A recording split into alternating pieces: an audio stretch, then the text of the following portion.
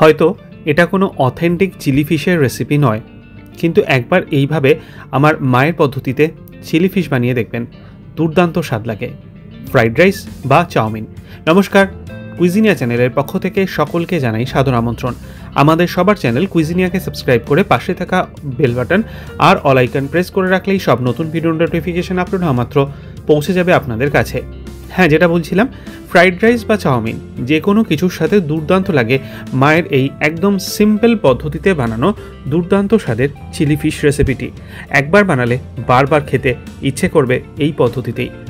এখানে প্রথমে নেওয়া হয়েছে দুটো ডিম। ডিমের সাথে দেওয়া হচ্ছে সামান্য একটু নুন, আর তার সাথে দেওয়া হচ্ছে গোলমরিচ গুঁড়ো। এবার এই নুন এবং গোলমরিচ দিয়ে আমার মা এখানে ডিমটাকে ভালো মতো ফেটিয়ে নিচ্ছে। এরপর ডিমটা ফেটানো হয়ে যাওয়ার পর এখানে নেওয়া হয়েছে কিছুটা পরিমাণ ভেটকি মাছ যেরকম চিলি ফিশের পিস করা হয় সেরকমভাবে।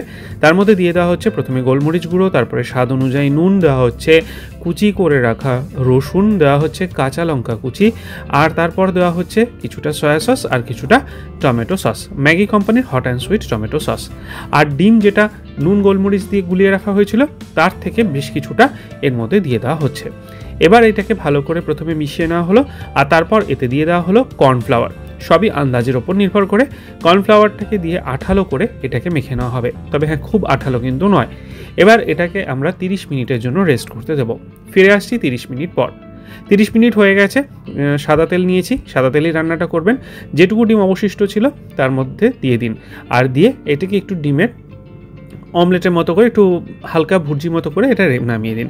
খুব একদম কুচি কুচি করে আমরা করছি না, একটু বড় বড় টুকরো করেই কিন্তু এটাকে আমরা করে এরকমভাবে নামিয়ে রাখছি। আর এটা হয়ে যাওয়ার পর আমরা ফ্রাইং প্যানে নিয়ে নিয়েছি তেল। এবার ওই চিলি ফিশের পিসগুলোকে ভেজে নেওয়ার পালা। একটা একটা করে এর মধ্যে দেবো, আর এপিটোপিট করে দু ধাপে কিন্তু আমরা চিলি ফিশের পিসগুলোকে ভেজে নিচ্ছি। আর ভাজা হয়ে গেলে এগুলোকে আমরা তেল থেকে তুলে রেখে দিচ্ছি। যে তেলটাই অবশিষ্ট ছিল আর তেল দেইনি, এখানে নিয়ে নিয়েছি পেঁয়াজ, ক্যাপসিকাম টুকরো আর বড় বড় টুকরো করে কাটা, আর চপড গার্লিক আর চপড গ্রিন চিলি সমস্ত কিছু আমরা দিয়ে দিলাম এর মধ্যে। আর দিয়ে এটাকে আমরা হাই ফ্লেমে 2 থেকে 3 মিনিট একটু নাড়াচাড়া করে নেব। খুব বেশি করে কিন্তু ভাজবো না, আর জাস্ট একটু হালকা সতে করার মতো 2-3 মিনিট আমরা এটা করে নিচ্ছি হাই ফ্লেমে।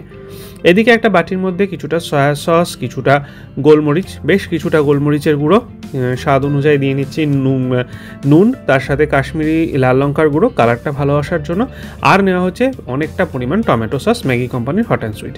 চাইলে আপনারা এর মধ্যে চিলি সসও অ্যাড করতে পারেন। এবার এই মিক্সচারটা আমরা এর মধ্যে দিয়ে দিলাম। মিনিট 2-3 নাড়াচাড়া করার পরে মিক্সচারটাকে দিয়ে আবারও মিনিট খানেক থেকে মিনিট 1.5 হাই ফ্লেমে আমরা এখানে সতে করে নেব। তারপর ভেজে রাখা মাছের টুকরোগুলো এর মধ্যে দিয়ে দিচ্ছি, দিয়ে আবারও এটাকে মিনিট 2 সময় নিয়ে ভালো মতো সসের সাথে মিশিয়ে সুন্দর করে নাড়াচাড়া করে নেওয়া হচ্ছে।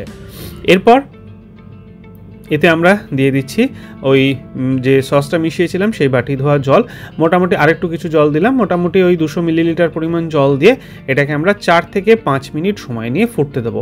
মাছগুলো সেদ্ধ তো যেহেতু ভাজা হয়ে গেছে, তো জাস্ট একটুখানি ফুটবে আর ঝোলটা ঢুকবে, তাহলেই হবে।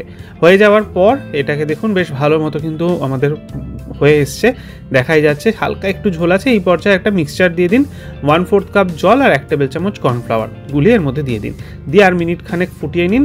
আর তারপর গ্যাসের ফ্লেমটা অফ করে ওপর থেকে আমরা ছড়িয়ে দিচ্ছি ওই যে ভেজে রাখা যে ডিমগুলো ছিল সেগুলো দিয়ে জাস্ট গরম গরম সার্ভ করুন এটাকে। এটা কিন্তু একদম সার্ভ করার জন্য রেডি। ফ্রাইড রাইস হোক কিংবা চাউমিন, দুটোর সাথেই দুর্দান্ত লাগে। বাড়িতে ঠিক এই পদ্ধতিতে একবার বানিয়ে খেয়ে দেখুন কেমন লাগলো। ভালো লাগলে বরাবরের মতো একটা লাইক এবং প্রচুর প্রচুর শেয়ার করতে ভুলবেন না জানো।